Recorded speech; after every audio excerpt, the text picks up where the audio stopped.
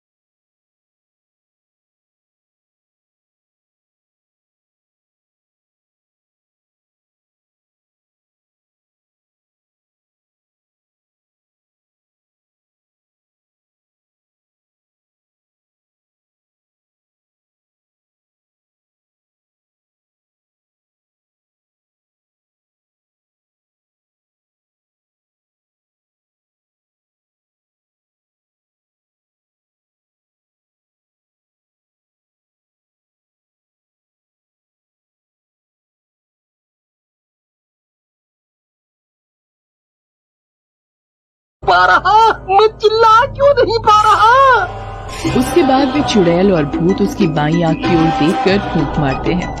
उसकी एक आंख की रोशनी भी चली जाती है। उसके बाद वे तीनों वहाँ से गायब हो जाते हैं। उनके वहाँ से गायब होते ही दीना अपनी साइकिल वहीं छोड़कर अपने घर की ओर भागता है। घर पहुँचने पर उसका उड़ा रंग और उसकी ऐसी हालत देखकर उसकी पत्नी उससे पूछती है, अजी ये क्या हुआ? आप कुछ बोल क्यों नहीं पा रहे हैं? और ये आपकी बाईं आंख को क्या हो गया? लेकिन दीना कुछ नहीं बोल पाया। इस घटना के 3 दिन बाद की बात है। राजू, बबलू और पिंटू एक शादी में भोज खाकर उसी रास्ते से अपनी बाइक से वापस लौट रहे थे। भाई पेट में गुड़गुड़ हो रही है। तेरा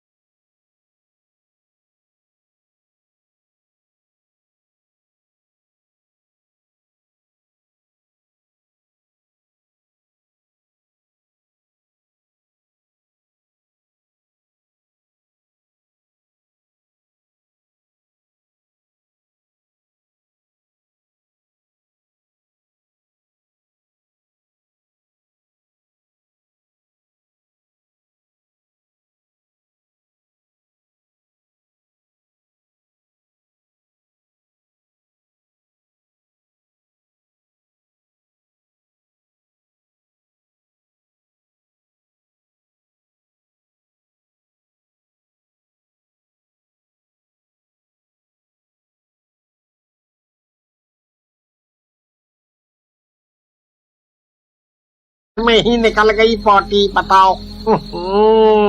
तभी उसे दीवार पर उसी तरह 3 छिपकलियां दिखी जो देखते देखते भूत और चुड़ैल में बदल गई। ये भूत और चुड़ैल कहाँ से आ गए? इन्हें भी पॉटी लगी थी क्या?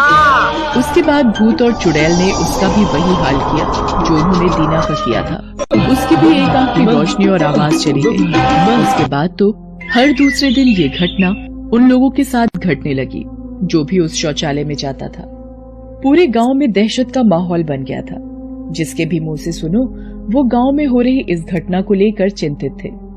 भाई, ये क्या हो रहा है हमारे गांव में? ये एक एक कर लोगों की आवाज और उनकी एक आंख की रोशनी क्यों गुम हो रही है? कुछ भी समझ में नहीं आ रहा है भाई। मैं तो इस गांव को छोड़ने की सोच रहा हूँ। अरे, गांव छोड़कर कहाँ जाओगे? खेती बाड़ी तो तुम्हारी यहीं है। कहीं भी चला जाऊंगा भाई, कम से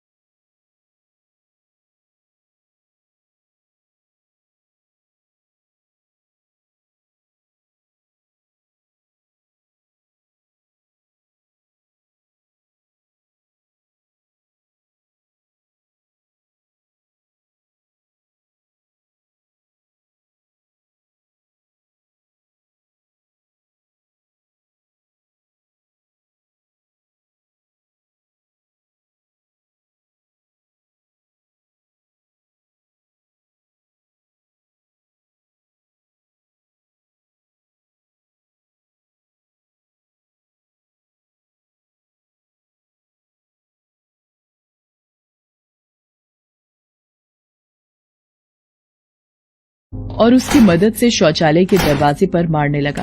भाई घबराओ मत, हम ये दरवाजा तोड़ रहे हैं। कुछ देर बाद शौचालय का दरवाजा टूट गया। दरवाजा टूटने के बाद उन्होंने जो देखा उसे देखकर उनकी आंखें फटी की फटी रह गई।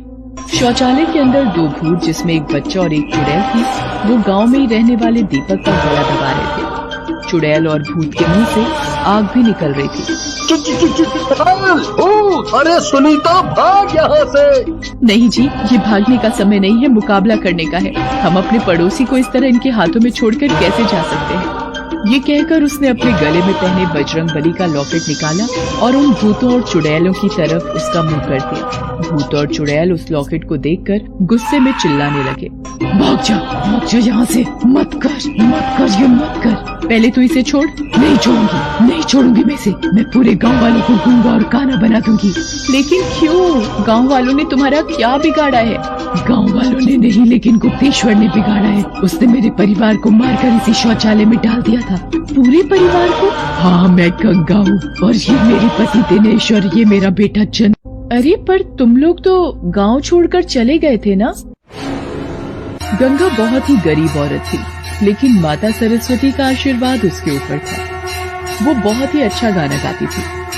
एक बार शहर में गाने की एक प्रतियोगिता हुई, उसमें उसे प्रथम स्थान मिला। उसके बाद तो उसका नाम फेमस हो गया। उसे कई लोग गाना गाने के लिए आमंत्रित करने लगे। धीरे धीरे उसके परिवार की स्थिति बदलने लगी, लेकिन उसका पड़ोसी गुप्तेश्वर गंगा और उसके परिवार की समृद्धि से जलने लगा। कल तक दाने दाने को मोहताज गंगा और उसका परिवार पक्का मकान बनवा रहा है। सुना है कि वे मेरे पास रखा अपना गिरवी खेत भी छुड़वाने की सोच रहे हैं। लेकिन उन्हें पता नहीं, गुप्तेश्वर लेना जानता है, देना नहीं। गुप्तेश्वर ने उन तीनों को मार दिया। उस समय गुस्सा उसके ऊपर इस कदर हावी था कि उसने गुस्से में उनकी एक एक आंख भी निकाल दी। उसके बाद उनके मृत शरीर को गांव में नए बन रहे शौचालय की जमीन में दफना दिया। जब वो उन्हें शौचालय में दफना रहा था, उस समय शौचालय की दीवार पर 3 छिपकलियां थी। उनकी आत्मा उन्हीं छिपकलियों में प्रवेश कर गई। उन्हें मारकर गुप्तेश्वर ने गांव में ये अफवाह फैला दी कि अरे उस गंगा और उसके परिवार को बहुत घमंड हो गया था पैसों का। उन्हें अब अपना गांव रास नहीं आता था। उन्हें शहर की चकाचौंध से लगाव हो गया था, इसलिए उन्होंने अपना सब कुछ मुझे बेच दिया और सभी के सभी शहर चले गए। अब वे वहीं करेंगे अपना नाच और गाना। चुड़ैल की बात सुनकर सुनीता और हरिया दंग रह गए। उन्होंने पुलिस को सारी बातें बताई। पुलिस ने गुप्तेश्वर को गिरफ्तार कर लिया। उस पर मुकदमा चला, उसे फांसी की सजा हो गई। उसके बाद गंगा और उसके परिवार की आत्मा